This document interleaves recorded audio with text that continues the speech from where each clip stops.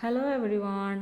Artificial ഇൻ്റലിജൻസിനകത്ത് use ചെയ്യുന്ന machine ട്രാൻസ്ലേഷനെ കുറിച്ചാണ് നമ്മൾ ഇന്ന് ഡിസ്കസ് ചെയ്യാൻ പോകുന്നത്.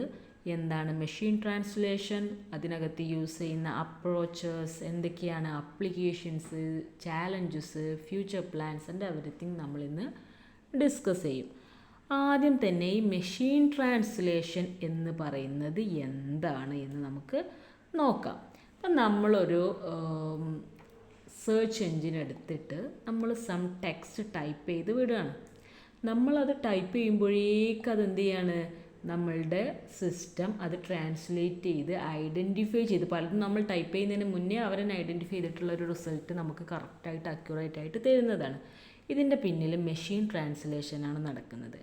അതായത് സം ടെക്സ്റ്റോ സ്പീച്ചോ ഒരു ലാംഗ്വേജിൽ നിന്ന് മറ്റൊരു ലാംഗ്വേജിലേക്ക് ട്രാൻസ്ലേറ്റ് ചെയ്യുന്നതിനാണ് നമ്മൾ മെഷീൻ ട്രാൻസ്ലേഷൻ എന്ന് പറയുക. ഇവിടെ സിസ്റ്റത്തിന് അണ്ടർസ്റ്റുഡ് ആയ രീതിയിൽ അത് ട്രാൻസ്ലേറ്റ് ചെയ്തിട്ട് നമുക്ക് ആവശ്യമായിട്ടുള്ള ഔട്ട്പുട്ട് തരികയാണ് ചെയ്യുന്നത്.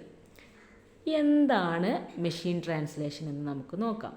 ഇത് നാച്ചുറൽ ലാംഗ്വേജ് പ്രോസസ്സിങ്ങിൻ്റെ ഒരു സബ് ഫീൽഡായിട്ട് വരുന്ന ഒരു ടെക്നോളജിയാണ് ഈ മെഷീൻ ട്രാൻസ്ലേഷൻ.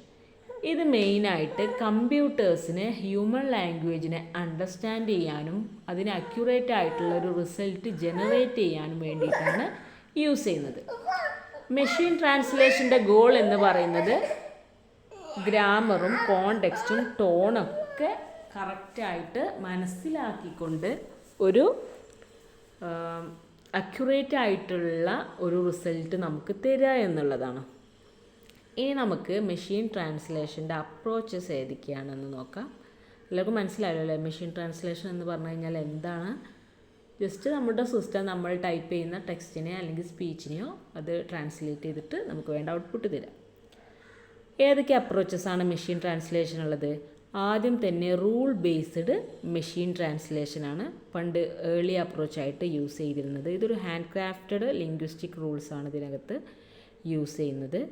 ഇതിനകത്ത് ഡിക്ഷണറീസും ഗ്രാമർ റൂൾസും ഒക്കെ യൂസ് ചെയ്തുകൊണ്ടാണ് ഇത് ട്രാൻസ്ലേറ്റ് ചെയ്തിരുന്നത്. ഇതിൻ്റെ ഒരു അഡ്വാൻറ്റേജ് എന്ന് പറയുന്നത് ഇത് ഇൻ്റർപ്രറ്റബിൾ ആണ്.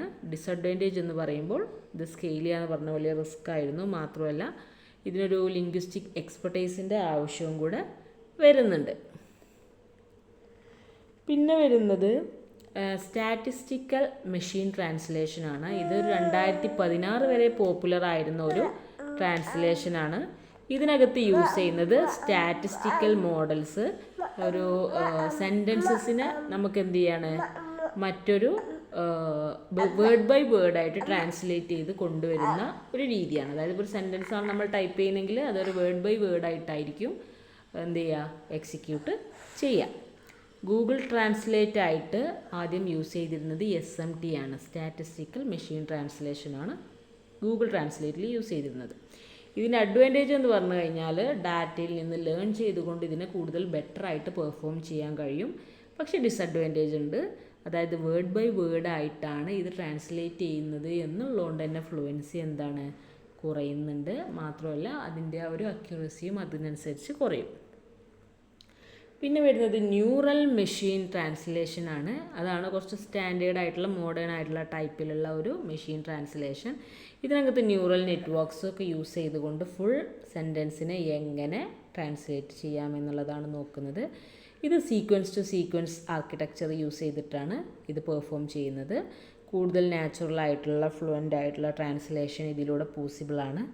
പിന്നെ ഇതിനകത്ത് ഗൂഗിള്, അതേപോലെ DeepL, OpenAI അത്തരം ട്രാൻസ്ലേഷൻ മോഡൽസൊക്കെ യൂസ് ചെയ്യുന്നത് ഇത്തരം ന്യൂറൽ മെഷീൻ ട്രാൻസ്ലേഷനാണ്. പിന്നെ വരുന്നത് ട്രാൻസ്ഫോമർ ബേസ്ഡ് ട്രാൻസ്ലേഷൻ.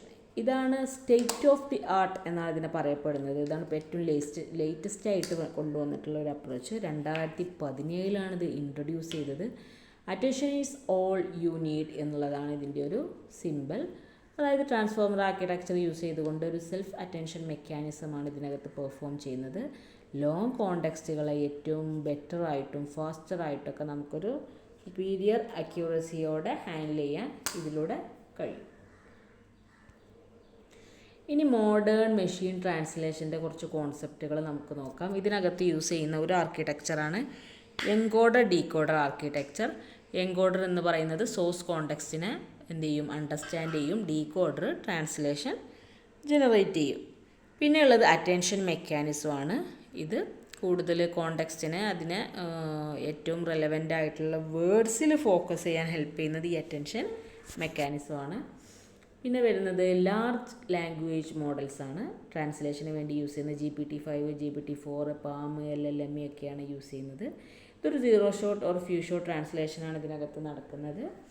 ഇത് idioms, tone, domain specific language, nouns ഇതൊക്കെ ഹാൻഡിൽ ചെയ്യുമെന്നാണ് പറയപ്പെടുന്നത്. ഇനി നമുക്ക് മെഷീൻ ട്രാൻസ്ലേഷൻ്റെ അപ്ലിക്കേഷൻസ് എന്തൊക്കെയാണെന്ന് നോക്കാം.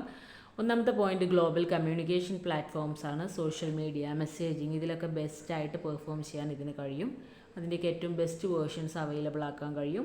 പിന്നെ international business, legal, medical document ട്രാൻസ്ലേഷനൊക്കെ ബെസ്റ്റായിട്ട് കൊണ്ടുവരാൻ കഴിയും. പിന്നെ റിയൽ ടൈം സ്പീച്ച് ട്രാൻസ്ലേഷൻ പോസിബിളാണ്. അപ്പോൾ മീറ്റിംഗ് ഒക്കെ നടന്നുകൊണ്ടിരിക്കുന്ന സമയത്ത് ഒരു റിയൽ ടൈം സ്പീച്ച് ട്രാൻസ്ലേഷനും പോസിബിളാണ്. പിന്നെ മൾട്ടി ലിംഗ്വൽ കസ്റ്റമർ സപ്പോർട്ട്.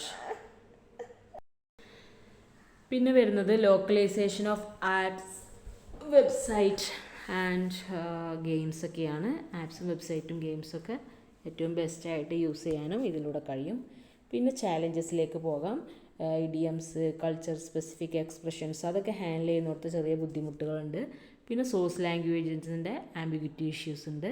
പിന്നെ ടോണും സ്റ്റൈലൊക്കെ മെയിൻറ്റെയിൻ ചെയ്യുക എന്ന് പറയുന്നത് വളരെ ചാലഞ്ചിങ് ആണ്. പിന്നെ ലോ റിസോഴ്സ് ലാംഗ്വേജസ് വിത്ത് ട്രെയിനിങ് ഡാറ്റ എന്നുള്ളതാണ് മറ്റൊരു ചാലഞ്ച്. പിന്നെ ഡൊമൈൻ സ്പെസിഫിക് ടെർമിനോളജി, ഇപ്പോൾ മെഡിക്കൽ, ലീഗൽ, ടെക്നിക്കൽ ഇങ്ങനത്തെ കേസുകളൊക്കെ വരുമ്പോൾ അതിന് അതിൻ്റേതായ ഒരു ഡൊമൈൻ വേർഡ്സുകൾ ഉണ്ടായിരിക്കും. അപ്പോൾ അത് എത്രത്തോളം ഇതിന് അക്സെപ്റ്റബിൾ ആകും, യൂസ് ചെയ്യാൻ കഴിയും എന്നുള്ളതും ഒരു ചലഞ്ചാണ്. ഇനി ഫ്യൂച്ചർ ട്രെൻഡ്സ് പറയുകയാണെങ്കിൽ എന്തൊക്കെയാണ് ഭാവിയിൽ നമുക്ക് കൊണ്ടുവരാൻ കഴിയുന്നത്? ഒരു ബെറ്റർ ലോ റിസോഴ്സസ് ലാംഗ്വേജ് സപ്പോർട്ടായിട്ട് കൊണ്ടുവരാൻ കഴിയും. പിന്നെ കോണ്ടെക്സ്റ്റ് അവെയർ ട്രാൻസ്ലേഷൻ പോസിബിളാണ്. ഇപ്പോൾ ഒരു കോൺവെർസേഷൻ ഹിസ്റ്ററിൻ്റെ ബേസിൽ, അതേപോലെ തന്നെ ഒരു ഫുൾ ഡോക്യുമെൻറ്റിൻ്റെ ബേസിലൊക്കെ ഇതിനകത്ത് ട്രാൻസ്ലേഷൻ പോസിബിളാക്കും. പിന്നെ മൾട്ടി മോഡൽ ട്രാൻസ്ലേഷൻ പോസിബിളാണ്. ടെക്സ്റ്റിൻ്റെ, സ്പീച്ചിൻ്റെ, ഇമേജസിൻ്റെ ഒക്കെ ബേസിൽ ട്രാൻസ്ലേഷൻ ചെയ്യാൻ കഴിയും. പിന്നെ പേഴ്സണലൈസ്ഡ് ട്രാൻസ്ലേഷൻ, ഇപ്പോൾ ഒരു യൂസറിൻ്റെ സ്റ്റൈലും ടോണൊക്കെ അനുസരിച്ച് ട്രാൻസ്ലേറ്റ് ചെയ്യാൻ കഴിയുക എന്നുള്ളതാണ് ഒരു ഫ്യൂച്ചർ ഗോൾ എന്ന് പറയുന്നത്. ഇത്രയാണ് നമ്മുടെ മെഷീൻ ട്രാൻസ്ലേഷനെ കുറിച്ച് നമുക്ക് പറയാനുള്ളത്. അപ്പോൾ എന്തൊക്കെയാണ് നമ്മൾ പറഞ്ഞത്? ആദ്യം നമ്മൾ എന്താണ് മെഷീൻ ട്രാൻസ്ലേഷൻ എന്ന് പറഞ്ഞു. പിന്നെ അതിൻ്റെ അപ്രോച്ചസ് ഏതൊക്കെയാണെന്ന് പറഞ്ഞു. റൂൾ ബേസ്ഡ്, പിന്നെ സ്റ്റാറ്റിസ്റ്റിക്കൽ മെഷീൻ ട്രാൻസ്ലേഷൻ ഉണ്ട്, ന്യൂറൽ മെഷീൻ ട്രാൻസ്ലേഷൻ ഉണ്ട്, ട്രാൻസ്ഫോമർ ബേസ്ഡ് ട്രാൻസ്ലേഷനൊക്കെ പോസിബിളാണ്. പിന്നെ കീ കോൺസെപ്റ്റ്സ് എന്തൊക്കെയാണെന്ന് പറഞ്ഞു. Encoder, decoder, architecture, attention mechanism, പിന്നെ ലാർജ് ലാംഗ്വേജ് മോഡൽസൊക്കെ നമ്മൾ ഡിസ്കസ് ചെയ്തു.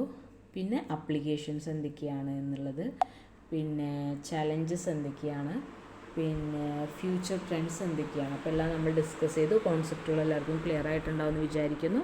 Okay, thank you.